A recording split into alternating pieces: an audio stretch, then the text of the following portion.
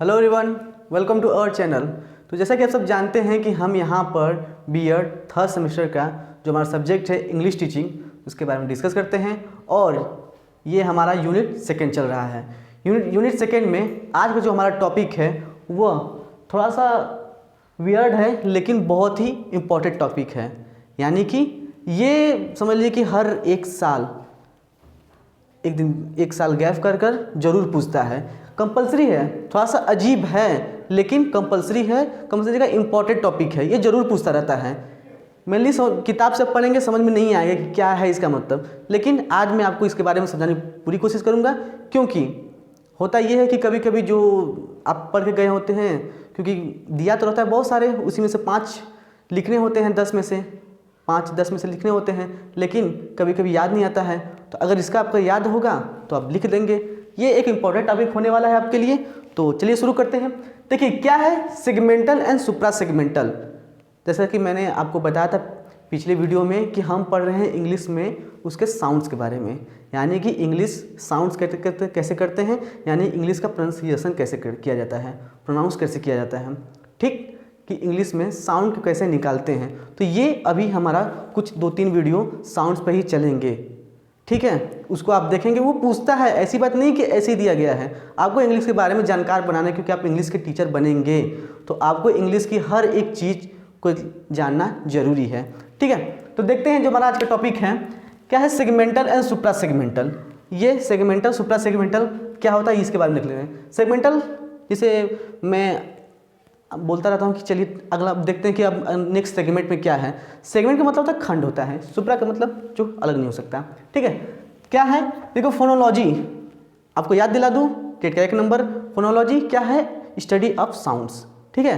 किसी भी लैंग्वेज का स्टडी ऑफ साउंड्स, किसी भी लैंग्वेज में जो साउंड्स होती है स्टडी, उसको फोनोलॉजी बोलते हैं, ठीक। ये हो गया। थोड़ा सा रिकैप करते हुए लेकर चलेंगे ताकि आपको जो प्रीवियस जो पढ़ाया गया है उसको आप लोग रिमेंबर थोड़ा सा कर सकें, ठीक है। Phonology encompasses segmental and supra segmental information, ठीक है। यानी कि फोनोलॉजी जो है वह सेगमेंटल एंड सुप्रा सेगमेंटल की जो सूचना है वो लेके चलती है।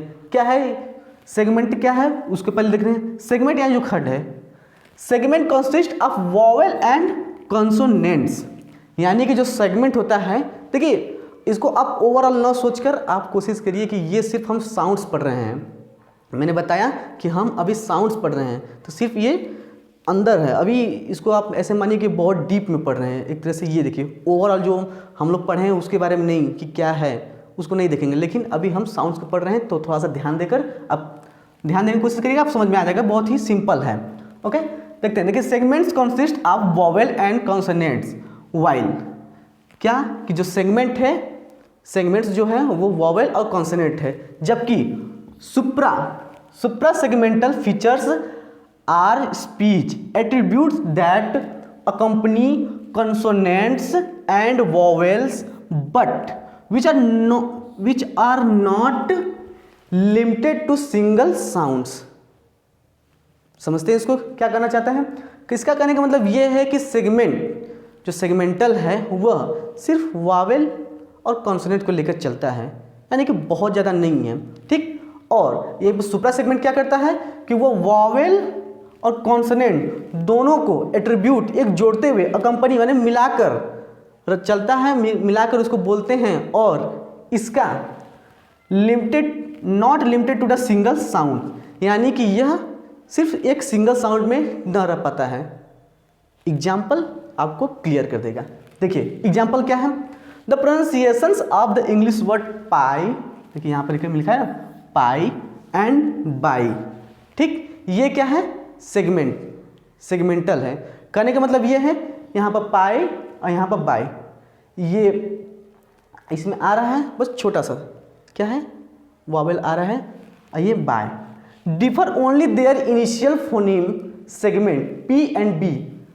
देखिए स्पेलिंग अलग अलग है, बहुत ज़्यादा अलग है, लेकिन उसके जो बी, पाई और बाई बोलने में एक जैसे बोलने, रिदम वर्ड जो होते हैं ना, बनते रहते हैं, कविताओं में रिदम वर्ड होता है, शायरी में रिदम चलता रहता है, दोहों में कहीं कहीं रिदम चलता रहता है। तो ऐसे ये है देखिए पाई और बाई बोलने में एक जैसे हैं लेकिन स्पेलिंग अलग अलग है। ये उसका पी से साउंड निकल रहा है, इसका बी से निकल रहा है। यानी ये सेगमेंट यानी कि छोटा सा है, ये छोटा है, ठीक। और ये है रिकॉर्ड यानी एक लंबा गया, यहाँ बोला गया ना सिंगल बाय यानी बस सिंगल में रह गया, पाई बस इतने तक रह गया। लेकिन ये है रिकॉर्ड, ये हमारा सुप्रा सेगमेंटल का जो है एग्जाम्पल है। रिकॉर्ड मीन्स होता है an account of facts. Obviously आप सब जानते होंगे कि एन अकाउंट ऑफ फैक्ट्स यानी जो रिकॉर्ड किसी भी चीज़ का रिकॉर्ड रखते हैं, यानी जो तथ्य होते हैं उसको एकत्रित रखते हैं ना, एन अकाउंट ऑफ फैक्ट्स। यानी कि रिकॉर्ड जो है वो सुप्रा सेगमेंटल आता है। सुप्रा सेगमेंटल मीन्स ये है कि ये सिर्फ वोवेल कॉन्सोनेंट दोनों रहेगा, लेकिन ये सिर्फ एक सिंगल वर्ड पर ना रहकर इसका थोड़ा सा लॉन्ग दूर तक जाता है। देखिए आगे क्या है, vowels and consonants can be thought of as the segments of which speech are compound. यानी कि जो हमारा वोवेल है और कॉन्सोनेंट्स है, आप सब जानते हैं कि वोवेल कॉन्सोनेंट्स कितने कितने हैं, ठीक है। टोटल अल्फाबेट 26 है जिसमें 5 vowel and rest of consonants होते हैं, ठीक। ये स्पीच इन्हीं के द्वारा जो हमारा सेगमेंट्स यानी सेगमेंटल है vowels and consonant can be thought of as the segments of which speech is composed. यानी कि जो वोवेल और कॉन्सोनेंट है वो सेगमेंट्स है, यानी खंड किया गया है क्या कि स्पीच इसी के द्वारा बना है। सही बात है, स्पीच जो हम बोलते हैं उसमें वोवेल और कॉन्सोनेंट दोनों का मिक्सचर होता है, ठीक। अगला है कि supra segmental features are the aspects of speech that involves more than single consonant and vowel.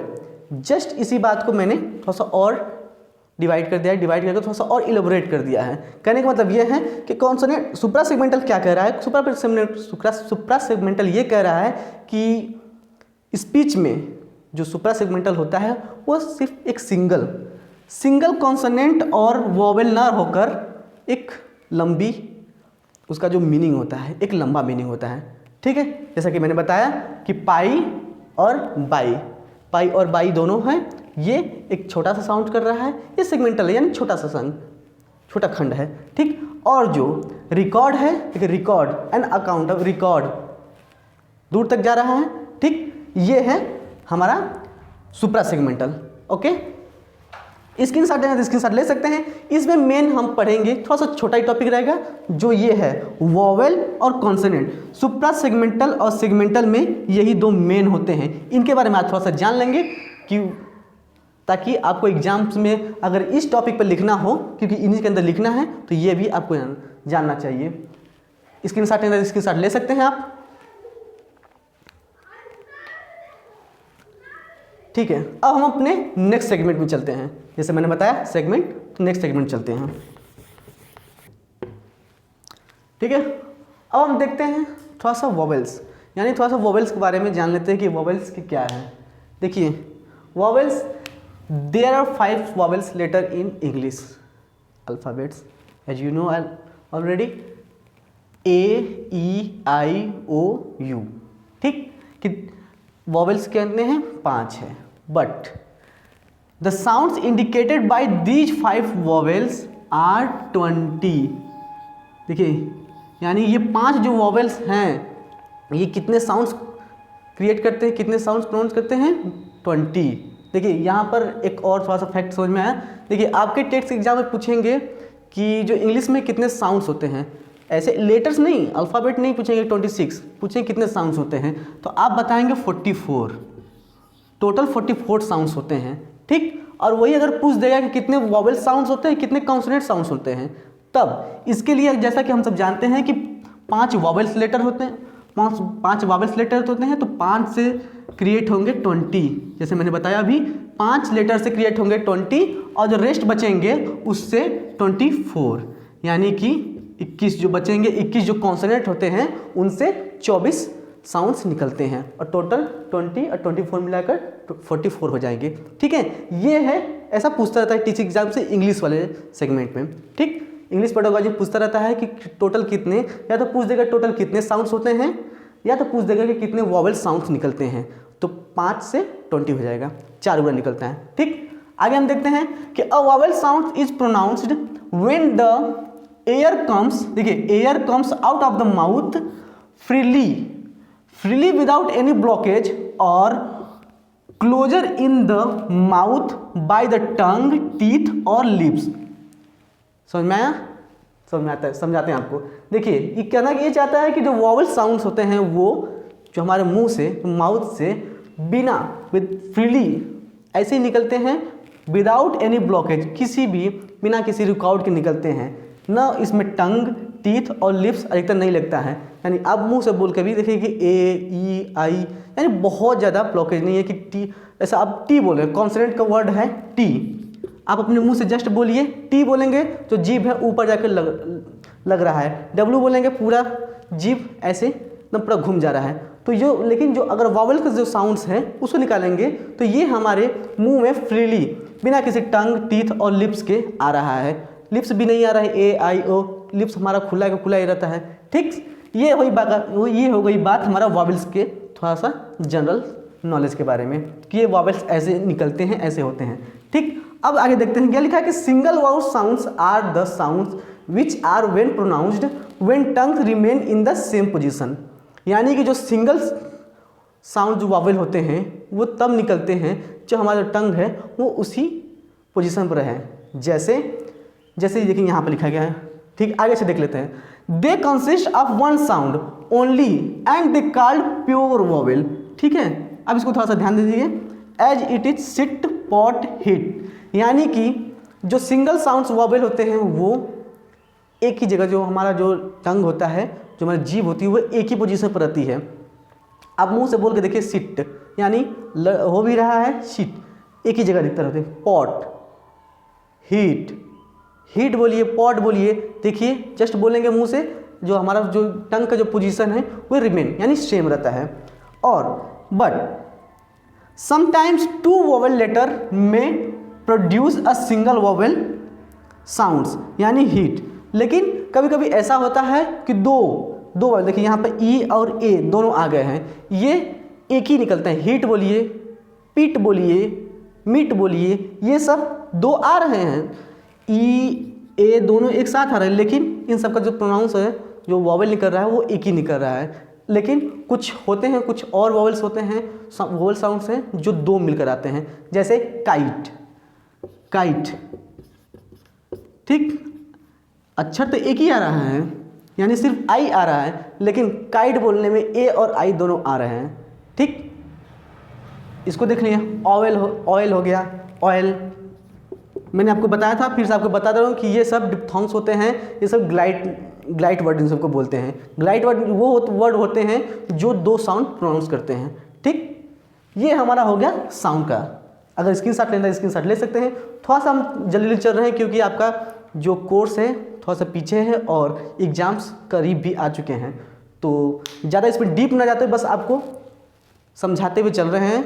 आप इसका स्क्रीनशॉट ले सकते हैं क्योंकि जल्दी से आपका सिलेबस भी पूरा कराना है। एग्ज़ाम से पहले सिलेबस पूरा कराने का लक्ष्य रखा गया है कि नहीं, पूरा करा दिया जाएगा। ठीक है, हम इसको ब्रीज करते हैं। इसके बाद हम पढ़ेंगे कॉन्सोनेंट, यानी कॉन्सोनेंट के बारे में देखेंगे कॉन्सोनेंट में क्या क्या होता है, वो उसका क्या रोल है।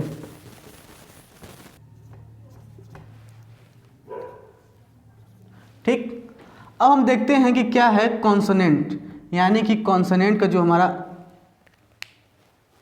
इसका क्या साउंड्स आता है और इसका प्रयोग कैसे हम करते हैं। ठीक है, अभी जस्ट वॉवेल, उसके बाद consonant. Consonant is a letter of the alphabet which represents a sound that can be only be articulated with a vowel. देखिए, इसका मतलब ये है कि जो कॉन्सोनेंट है वो एक ऐसा साउंड करता है कि जो विदाउट वॉवेल के नहीं हो सकता।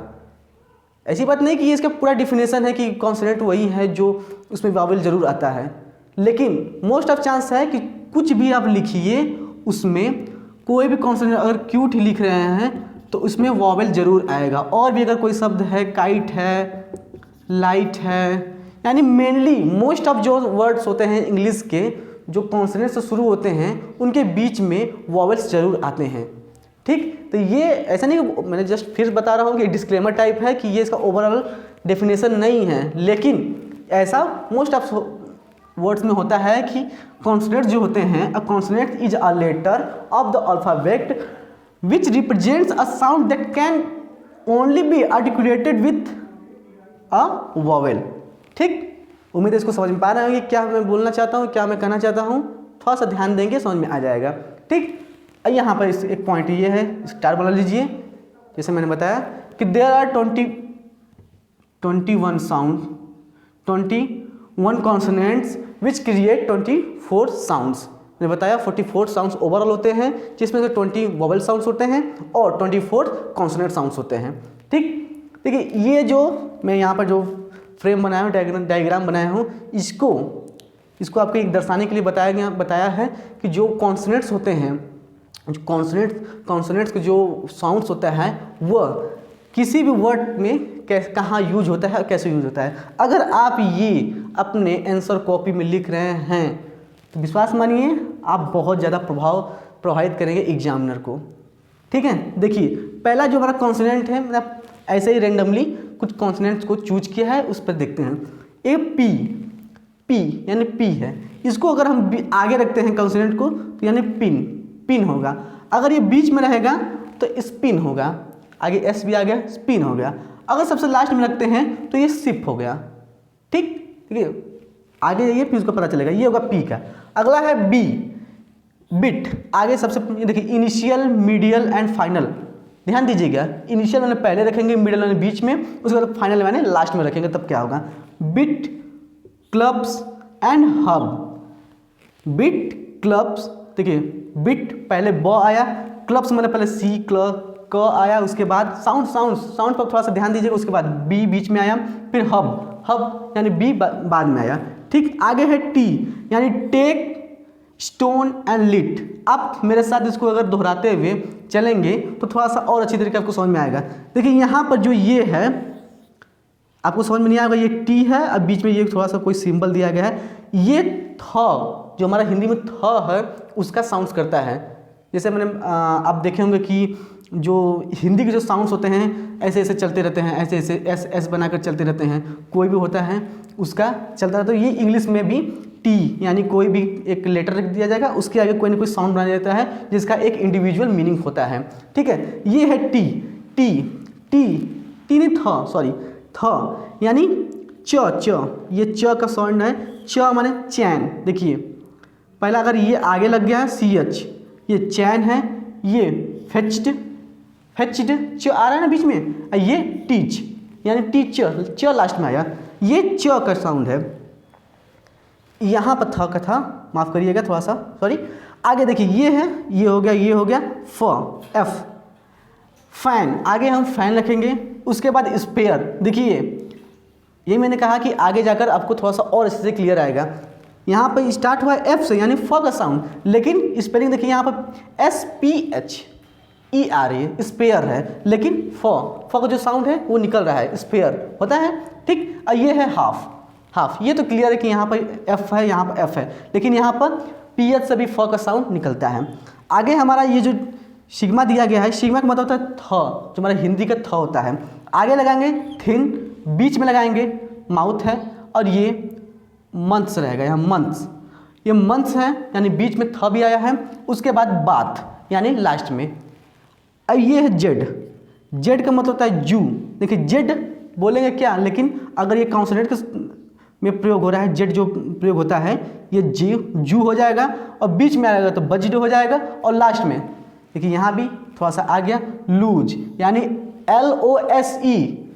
जेड से कोई दूर तक ताल्लुक नहीं है, लेकिन जैसा ये साउंड्स कर रहा है कॉन्सोनेंट, क्योंकि हम साउंड्स पढ़ रहे हैं, ये ध्यान दीजिएगा साउंड्स पढ़ रहे हैं, तो जैसा साउंड्स निकलेगा वो एक ही कैटेगरी में आएगा।